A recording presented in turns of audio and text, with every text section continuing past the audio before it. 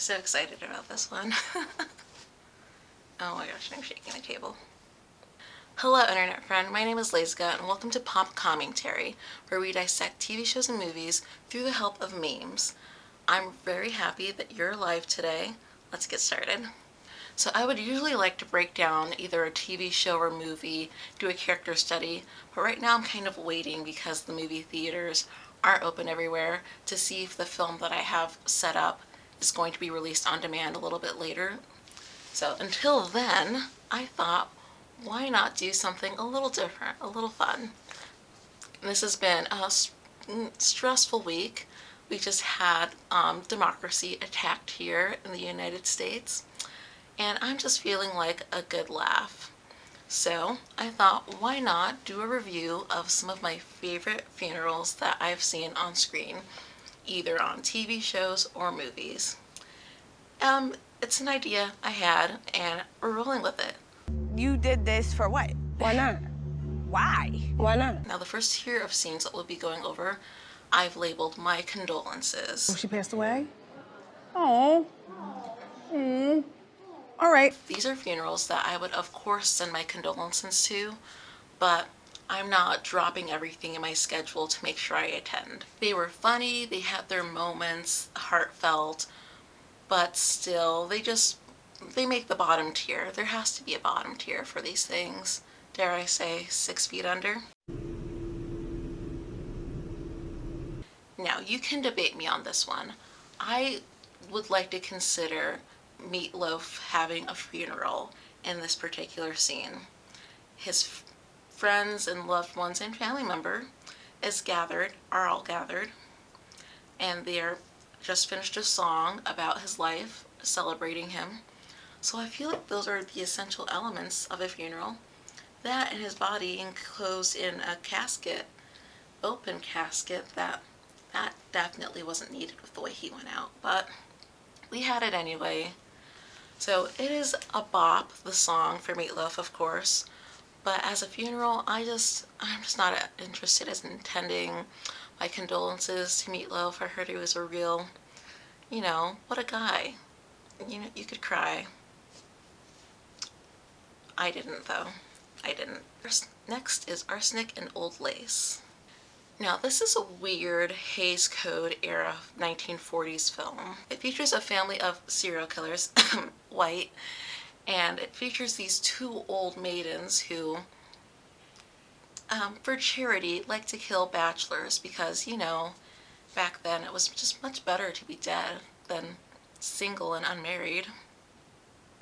And for each bachelor that they kill, they have a funeral for him, a good Christian funeral so that their souls end up in the right place, because that's how that works. So it is a weird film, but I would not attend these funerals in person. Just better off sending my condolences. Although I did attend the Death of a Bachelor tour of Panic at the Disco. Lastly, rounding out this year, we have Elizabethtown. So this movie has a lot of forgettable moments, but it's still a really fun film. But the funeral is not quite as forgettable as some other scenes in the movie. There's a live concert going on, a flying animatronic bird, or it's like on a propeller of some sort, and it bursts into flames, and the and the funeral is then doused with sprinklers. Truly a zany, hijinks-filled fun time of remembering. I would not attend if I didn't have to, but sending my condolences. Now, the next tier of films I have labeled my Sunday best. These are funerals that you cannot miss, just really impactful. They evoke a lot of emotions, either very poetically done, and just very much a funeral that you just can't miss. This is the event of the season. Where are you? You are attending. Starting off this tier with another debatable one, with Corpse Bride. The plan is, in this last act of the film, for it to be a wedding day / funeral day for Victor and Emily, our lovely corpse bride. And it's just really fun. I just love how the story is told, the colors of it. Everyone's just having a really good time at this wedding funeral. until all the normie living people wreck it. And just the end of the film is a really great celebration of life and living, especially after spending so much time in the land of the dead. I just think it's just such a beautiful movie, and I would love to be in it and attending that funeral. Next, we have Cruel Intentions, and I love the movie Cruel Intentions. One of my top 10 favorite movies and top 5 favorite dark comedies for sure. And I hate that my favorite character dies at the end, but it's still so good and so rewatchable. And then that funeral scene at the end turns out to be a really great scene because it's the last kind of chance for revenge that my favorite character gets, and it works out awesome for him. Not so much our main villain. And it's just really a fun, bittersweet moment of the film to see how everything kind of comes together in the last 5 minutes. Definitely would attend, can't miss it, wouldn't miss it, not for anything. And lastly, to round out this tier of funerals that you must attend, I'd say just about almost every funeral depicted in Pretty Little Liars. Listen, those liars in Rosewood, I went back and rewatched these scenes just for this video, and they're ridiculous both in context and out of context. Why are they dressed so glamorously like they're going to like an actual party and not a funeral? Like the leggings, the stockings, it's too much. What are you doing? And then the liars are always sitting together in the front row while their respective families are sitting off by themselves. And it's rarely ever a funeral where they're the direct family member of the deceased. So what are you doing? Why are you there? The front row pews are reserved for the liars and for their looks. I mean, I guess it must be fair. They're the best dressed people at this funeral. They might as well be in the front row. So I would just love to have like a seat right in one of those center aisles to just watch the hijinks ensue as everyone walks in like it's a runway. Somebody shows up late. There's these awkward, long, angsty stares. Like, the energy, you can't miss it. To tell you one more time that I had nothing to do with your child. Smack Cam! And the last tier of funerals, these are my favorite, and so I label this tier funeral goals. These are the funerals that inspired me to make this video. So I was thinking about what's something fun I could talk about. I know, my favorite funerals. So these are my favorite funerals I've seen in movies and TV shows, and they're kind of my blueprint. Like in my final will and testament, like I kind of want these things to happen. I mean, why not? Like, I'm gone already. It might as well be fun. 'Cause a bitch living lavish. Now, the bulk of this tier is going to be filled with funerals from Heathers. I love the movie Heathers. Again, another one of my top 5 dark comedies and top 10 movies. Basically, there's just a lot of murder and then a lot of following funerals afterwards, and they get it right every single time. Just great. The first funeral I have from Heathers in this tier will be the funeral of Heather Chandler herself, aka Heather number 1. I love Heather's funeral. Everyone's dressed so wacky. Again, kind of that, keeping with that what would become later on the Pretty Little Liars theme of dressing just incredibly ridiculous to the funeral of your frenemies. And everyone's just so self-centered at the funeral and all the things that they say at her casket. It's just so funny, and it's like that first like moment in the movie where, okay, we've gone from like teen drama to murder, and it's that funeral scene that really clinches the tone and makes you realize, okay, we're going for it. This is going to be a dark comedy. We're going to be laughing throughout the whole thing. And I feel like that Heather Chandler's funeral, just top tier. The next funeral I love from Heathers is the funeral of Heather Duke as seen in Veronica's Nightmare. This funeral is just straight up wacky. Everyone's wearing those old school 3D glasses and white robes. What is going on? It is so weird.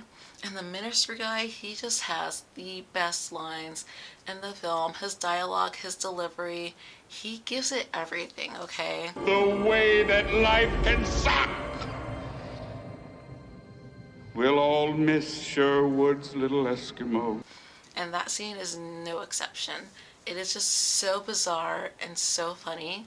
And then it also narratively reflects and mirrors the first funeral of Heather Chandler. So just on like every level with which a funeral can be great in film, it just does that. It wins. It's amazing. Now pivoting to TV, actually, we have my next favorite funeral, which is in Pushing Daisies. Now there are many a funeral attended in Pushing Daisies, and let me say, the early 2000s, I guess, just did not deserve Pushing Daisies. It was robbed, only 2 seasons. Make it make sense. And what is up with network TV and not appreciating shows by Brian Fuller when he's clearly at his best? A topic for another day.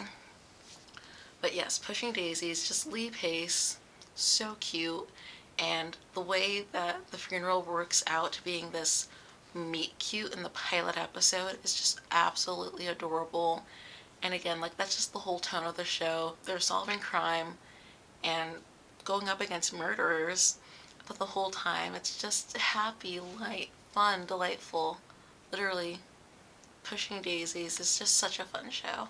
And I feel like that funeral scene just in the first episode was just the most endearing and just warms my heart. That's all you need, really, from a good funeral scene. Did it make your heart feel all warm and fuzzy? Next, we're going back to my favorite subject, Heathers. And this is the best funeral in Heathers, in my opinion. Is the funeral, in my opinion, what am I saying? This is the best funeral in Heathers, period. The funeral of Kurt Kelly and Ram Sweeney.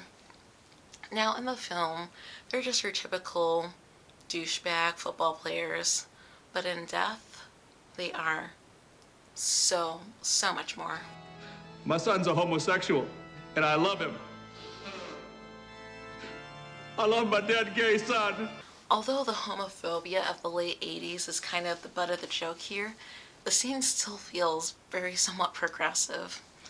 And then what the movie does lean into a little bit, the musical leans into all the way.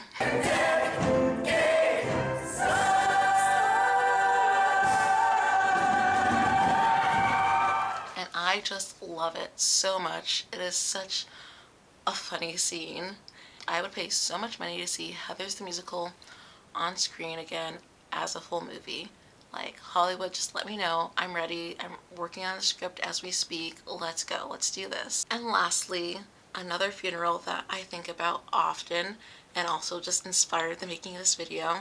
We're going back to TV and talking about Twin Peaks. Now, Twin Peaks is an experience. You just have to let it happen to you. Just let it all sit in.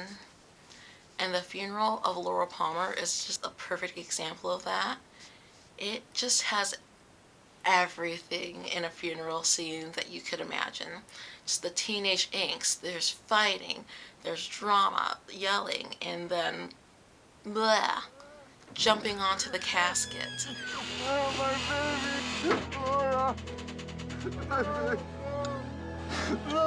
It is just so bizarre with the camp and the uncanny valley of it all. Like, how could this be happening?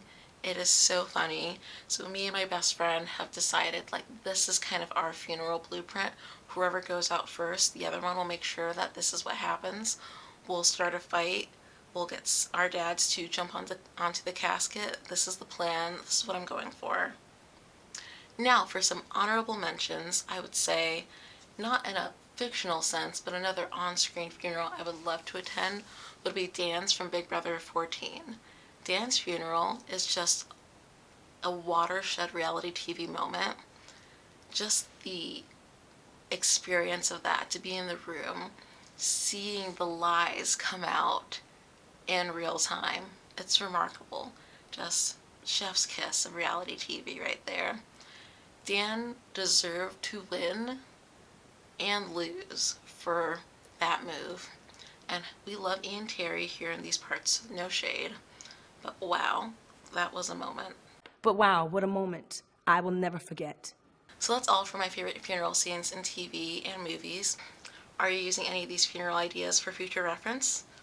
Or am I just a little bit on the edge? Who knows? 2020 was a rough time for me. We're surviving, we're thriving right now actually in 2021. Thriving. If you liked what I had to say, you can go ahead and give this video a like just to let me know. And if you're ever curious about what I'm watching and potentially going to review next, you can follow me on Twitter at LazyGubAircore. I'll link that down below too. But do not turn on post notifications. I am on there far too often. You don't want to do it. You don't want to have to put yourself through that. Oh, and if you follow me on all my socials, send me memes, reaction videos, TikToks, whatever. I need a good laugh, and I might give you a shout out in my next video. Until then, remember, anti-racism work isn't a trend, it's a lifestyle. Bye!